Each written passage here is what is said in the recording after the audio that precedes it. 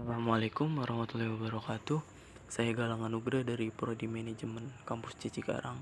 Di sini saya akan menjelaskan dan juga menjabarkan mengenai tugas ujian tengah semester saya dari mata kuliah pengantar akuntansi dengan dosen pengampu Ibu Merintan Berlina.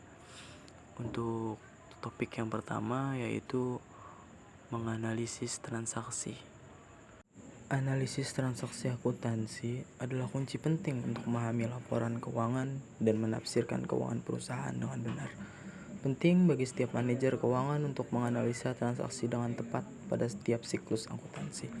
Dengan begitu, pengaruh transaksi pada akuntan tersebut dapat ditelusuri dengan mudah untuk membentuk persamaan dasar akuntansi yang baik. Sebelum masuk ke topik yang lebih jauh, ada baiknya kita mengenal apa itu analisis transaksi.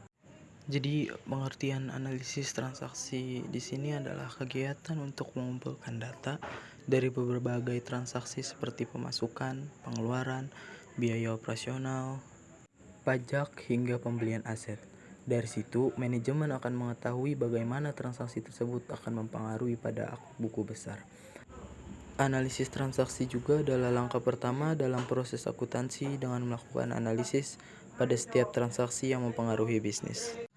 Jadi, saat menganalisis setiap peristiwa ekonomi, manajer keuangan akan mempelajari bagaimana hal itu mempengaruhi persamaan akuntansi yang harus tetap seimbang setelah melakukan pencatatan setiap transaksi.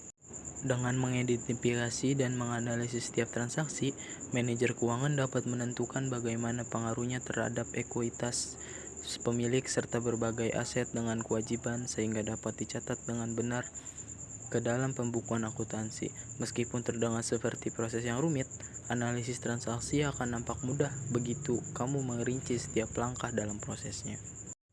Selanjutnya yaitu manfaat analisis transaksi. Tidak dapat dipungkiri dalam setiap kegiatan analisis transaksi melibatkan pendokumentasian setiap transaksi yang berdampak pada keuangan sebuah perusahaan.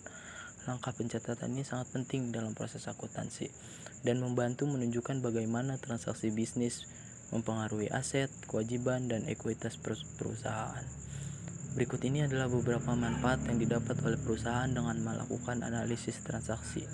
Di antaranya adalah mengetahui posisi keuangan pada periode tertentu, menemukan kelemahan perusahaan pada defisit tertentu, dan menemukan kelebihan dan keunggulan kooperatif yang dimiliki perusahaan, juga memutuskan langkah dan kebijakan kita di perusahaan, bahkan menjadi bahan evaluasi kinerja perusahaan kita itu sendiri. Dan yang terakhir yaitu contoh dan langkah-langkah analisis transaksi. Sebelum mencatat transaksi, kita juga harus menentukan apakah transaksi tersebut memiliki dampak finansial pada perusahaan kita atau tidak. Jika transaksi melibatkan sejumlah uang dan dana yang telah dipertukarkan, itulah adalah transaksi yang memenuhi syarat dan harus dicatat. Misalnya, pembayaran deposit untuk membeli peralatan untuk bisnis adalah transaksi yang harus dicatat. Tetapi, melakukan sesuatu kegiatan tanpa melakukan pembayaran tidaklah termasuk hal yang perlu dicatat. Jadi mari kita simak panduan langkah demi langkah untuk menganalisis transaksi bisnis. Untuk langkah yang pertama yaitu menentukan jenis akun. Menentukan akun mana yang terpengaruh oleh transaksi tersebut.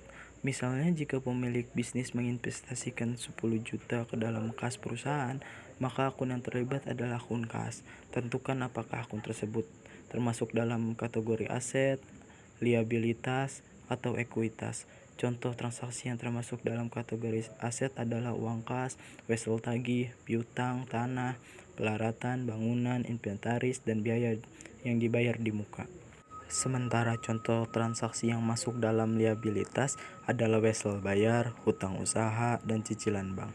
Akun ekuitas mencakup dividen laba ditahan, pendapatan, dan biaya sewa. Dan langkah yang kedua yaitu terapkan aturan debit dan kredit pada akun. Debit meningkatkan akun aset dan kredit meningkatkan akun kewajiban atau ekuitas. Debit berarti mencatat transaksi dari sisi kiri, sedangkan kredit berarti mencatat transaksi dari sisi kanan. Untuk menjaga agar persamaan akun tetap seimbang, setiap debit harus memiliki kredit yang sesuai. Metode ini dikenal sebagai neraca keseimbangan dan berfungsi untuk menjaga agar persamaan akuntansi tetaplah seimbang.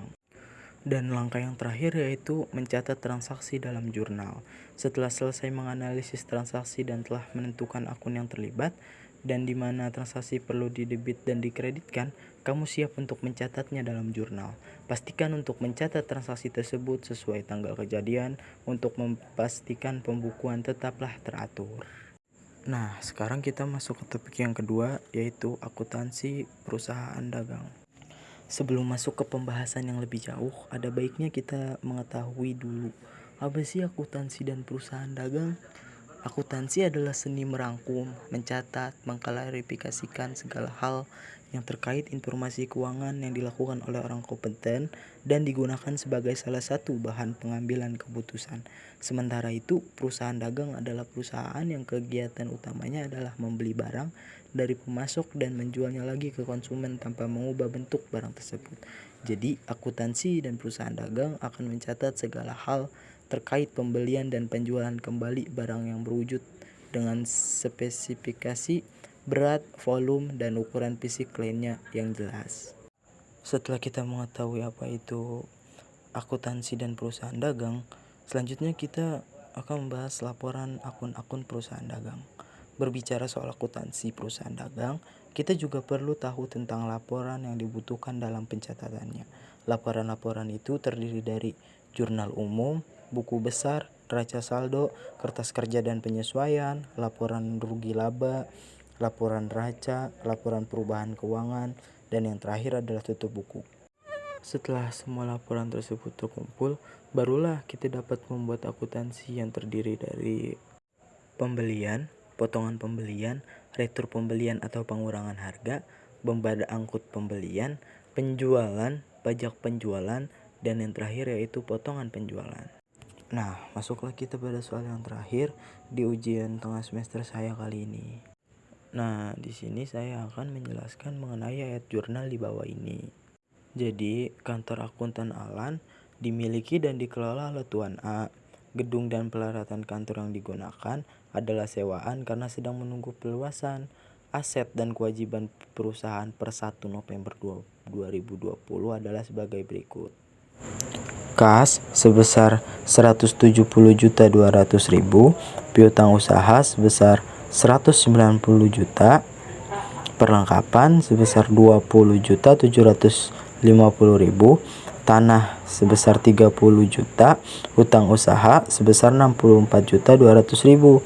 Transaksi bisnis selama bulan November 2020 dirangkum sebagai berikut. Pada 2 November, Tuan A menambah investasi di perusahaan dengan setoran tambahan kas sebesar 150 juta dan kendaraan senilai 75 juta.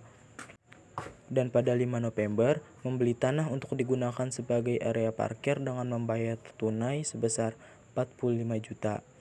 Dan pada 7 November, membayar sewa tempat untuk 4 bulan sebesar 40 juta. Dan pada 8 November, menerima pendapatan atas jasa yang diberikan sebesar 70 juta.